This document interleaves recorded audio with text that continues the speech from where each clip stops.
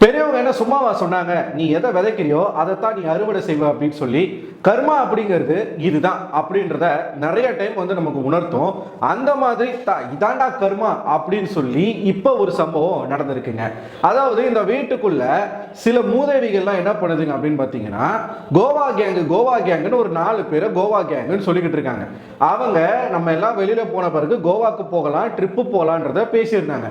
அதனால அவங்களுக்கு கோவா கேங்குன்னு பேரை வச்சுட்டு இந்த கோவா கேங்கை நம்ம வந்து எப்படியாச்சும் எலிமினேட் பண்ணணும். அந்த கோவா கேங்ல யாரெல்லாம் இருக்காங்க அப்படின்னு பார்த்தீங்கன்னா, ஜாக்லின், ரயன், ஜெஃப்ரி, சௌந்தர்யா, இந்த 4 பேர் தான் இந்த கோவா கேங்கு. இதுல உச்சக்கட்ட காமெடி என்னன்னா, நாங்க எல்லாம் இண்டிவிஜுவல் பிளேயர்ஸ், இந்த இண்டிவிஜுவல் பிளேயர்ஸ் வந்து கோவா கேங்க காலி பண்ணணும்னு சொல்லி ஒரு டீம் ஃபார்ம் பண்ணியிருக்காங்க. அந்த டீம்ல யாரெல்லாம் இருக்காங்க தெரியுமா? தர்ஷிகா, விஷாலு, சத்யா, அருண், ரஞ்சித், சிவா, அதுக்கப்புறமா அன்ஷிதா, பவித்ரா, இவங்க எல்லாரும் ஒரு கேங்கு. இது 8 பேருங்க. 4 பேரை காலி பண்றதுக்கு 8 பேர். சௌந்தர்யா ஆல்ரெடி எவிக்ட், நேத்தே வந்து அவுட் ஆயிட்டாங்க, போயிட்டாங்க வெளியில. 3 பேர் இருக்காங்க. இவங்க ஜாக்லின், ஜெஃப்ரி, ரயன், இந்த 3 பேர் அவுட் ஆக்குறதுக்கு 8 பேர். இன்னொரு கேங்ல முத்துக்குமரன் இருக்காப்புல, சாச்சனா, மஞ்சரி, ஆனந்தி, இந்த 4 பேர் ஒரு கேங். ஒரு சைடு ஒரு 8 பேர் ஒரு கேங், ஒரு சைடு 3 பேர் ஒரு கேங். இந்த 8 பேர் இருக்காங்கல்ல, இந்த 8 பேருடைய டார்கெட்டும் யாரு தெரியுமா?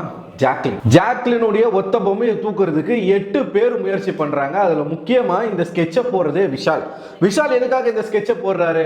நேத்து தர்ஷிகாவுடைய பொம்மை எடுத்து ரஞ்சித் கிட்ட கொடுத்து தர்ஷிகாவை அவுட் ஆக்கணும்னு ஜாக்லின் நினைச்சாங்களாமா.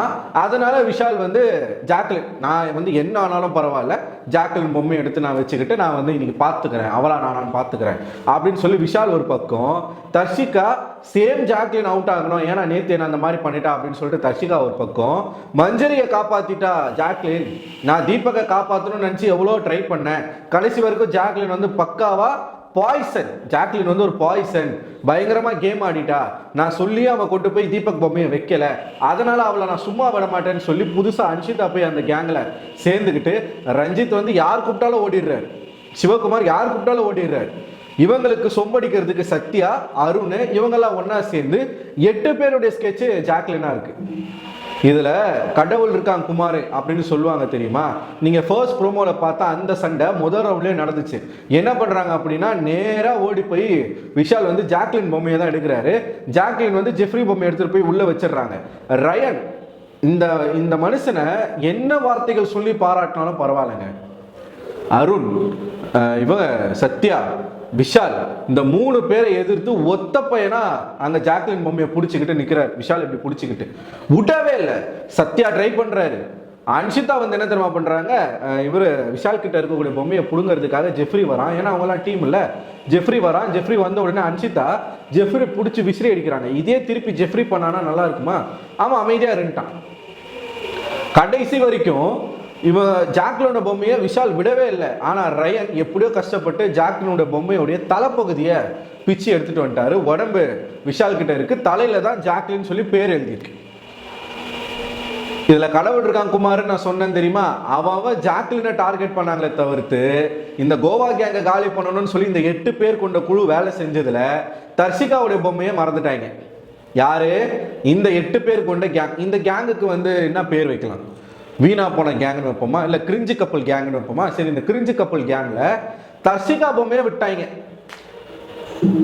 நீ தானே ஜாக்லின் ஸ்கெட்ச் போட்ட, ஜாக்லினுக்கு நீ ஸ்கெட்ச் போட்டல, கடவுள் உனக்கு ஸ்கெட்ச் போட்டாருன்ற மாதிரி ஜாக்லின் பொம்மையை பிடிச்சி மல்லு கட்டினதுல தர்ஷிகா பொம்மையை எடுக்காம கடைசியில தர்ஷிகா பொம்மை அவுட்டு. முதல் ரவுண்ட்ல எனக்கு சம சிரிப்பு. இதுக்கு தான் அந்த அம்மா கை தட்டிருப்பாங்க, ஏன்னா அவங்க பொம்மை யாருமே எடுக்கல. ஆடா பாவிகளா, இதுதான் வன்மத்துல நீங்க ஒரு விஷயத்த செய்யும் போது உன் கூட இருக்கிறவனே போட்டு தள்ள பத்தியா விஷால், நீ வேற லெவல், நீ தான் ஆம்பளை. இன்னொரு காமெடி என்ன தெரியுமா? 2வது ரவுண்டு நடக்குது. இந்த 2வது ரவுண்ட்ல மறுபடியும் ஜாக்லினை டார்கெட் பண்ணணும்னு நினைச்சா அன்ஷிதாவுடைய பொம்மை அவுட் ஆயிடுச்சு. அங்க என்ன காமெடினா, சேம் இதே மாதிரி தான் எல்லாரும் ஜாக்லின் பொம்மையை டார்கெட் பண்றாங்க, பட் கிடைக்கல. அதுக்கு முன்னாடியே ரயன் எடுத்துடுறாப்புல. ஸோ ஓடி போய் எல்லாரும் அவங்க பொம்மையை வச்சுட்டாங்க. சரிங்களா? எல்லாரும் அவங்க பொம்மையை கொண்டு போய் வச்சுட்டாங்க. கடைசியில பவித்ரா அன்ஷிதா பொம்மையை தூக்கிட்டு ஓடுறாங்க. ஸ்லாட் இல்லை. கடைசியா ஓடிட்டாங்க. இதுல அதுக்குள்ள ஒரு குழப்பத்தை பண்ணி விட்டாங்க. என்ன குழப்பம் அப்படின்னா, ரஞ்சித் இருக்காருல்ல, ரஞ்சித் வந்து அவரோட பொம்மையை அவரே எடுத்துட்டு போய் வச்சுட்டாரு அப்படின்னு சொல்லி ஒரு குழப்பத்தை கொண்டு வந்துட்டாங்க. ஆனா ரஞ்சித் எடுத்துட்டு போனது பவித்ராவுடைய பொம்மை. இந்த இந்த அன்ஷிதா இருக்குல்ல, அன்ஷிதா வந்து என்ன சொல்றதுன்னா, நான் பவியோடைய பொம்மையை தான் எடுத்துட்டு போனேன் அப்படின்னு அன்ஷிதா சொல்லுது. இவரு ரஞ்சித் நானும் பவித்ரா பொம்மையை தான் எடுத்துட்டு போனேன்னு அவர் சொல்றாரு. ஆனா அவரை இல்ல, நீங்க உங்க பொம்மையை எடுத்துட்டு போய் வச்சுட்டீங்க, நான் போட்டோ காட்டுற மாதிரிங்க, உங்க பொம்மையை கொண்டு போய் எடுத்து வச்சிட்டீங்க அப்படின்னு சொல்லி ஒரு குழப்பத்தை பண்ணிட்டாங்க. இந்த அன்ஷிதா குழப்பம் பண்ணிட்டு பவித்ரா வந்து அன்ஷிதா பொம்மை எடுத்துட்டு வராங்க ஸ்லாட்ல. இதைத்தான் விஜய் படத்துல ஒரு டைலாகே வரும், நீ விதைத்த வினையெல்லாம் உன்னை அறுக்க காத்திருக்கும். அதே மாதிரி நீங்க வந்து ஜாக்லினுக்கு ஸ்கெட்சை போட்டீங்க. முதல் ரவுண்ட்ல தர்ஷிகாவுடைய பொம்மை காலி, ரெண்டாவது ரவுண்ட்ல அன்ஷிதாவுடைய பொம்மை காலி. நீ உனக்காக கேம் விளையாடாம இன்னொருத்தனை தோக்கடிக்கணும்னு ஒரு கேம் விளையாண்டுனா என்னைக்குமே உனக்கு அது கை கொடுக்காது. இந்த கேம்ல வந்து ஜாக்லின் ஜெயிக்கிறாங்க தோக்குறாங்க அதெல்லாம் நமக்கு தேவையே கிடையாது. ஆனா மொக்க வாங்கினீங்க நீங்க, 3 பேரை சமாளிக்க முடியாம 8 பேர் ஒரு குழுவை ஃபார்ம் பண்ணீங்கல்ல, இதுவே உங்களுக்கு மிகப்பெரிய அசிங்கம், இதுவே உங்களுக்கு மிகப்பெரிய தோல்வியா நான் பார்க்குறேன். ஸோ நீங்க என்ன நினைக்கிறீங்க மக்களே? இந்த ஒரு அசிங்கம், அவமானம் தர்ஷிகாவுக்கும் அன்ஷிதாவுக்கும், இதை பத்தி உங்களுடைய கருத்து என்ன அப்படிங்கிறத கமெண்ட் பாக்ஸ்ல கமெண்ட் பண்ணுங்க. இந்த அன்ஷிதாவெல்லாம் நான் கூட என்னமோ நினச்சி ஃபயர்லாம் விட்டேன், ஆனால் இவ்வளோ சீப்பாக நீ இருப்பேன்னு நான் நினைக்கல. தர்ஷிகா, நீ அதுக்கும் மேலே சாச்சனாவை எந்த லெவலுக்கு நம்ம அடிக்கிறோமோ அந்த அளவுக்கு அடிக்க வேண்டிய நபர்களாக 2 பேர் இப்போ மாறி நிற்கிறீங்க. அன்ஷிதாவும் தர்ஷிகாவும் அடிப்போம். ஸோ உங்களோட கருத்துக்களை கமெண்ட் பாக்ஸில் போஸ்ட் பண்ணுங்க மக்களே. அடுத்த ஒரு வீடியோவில் உங்களை சந்திக்கிறேன். அதுவரை உங்களிடமிருந்து விடைபெறுவது நான் அரவிந்தன்.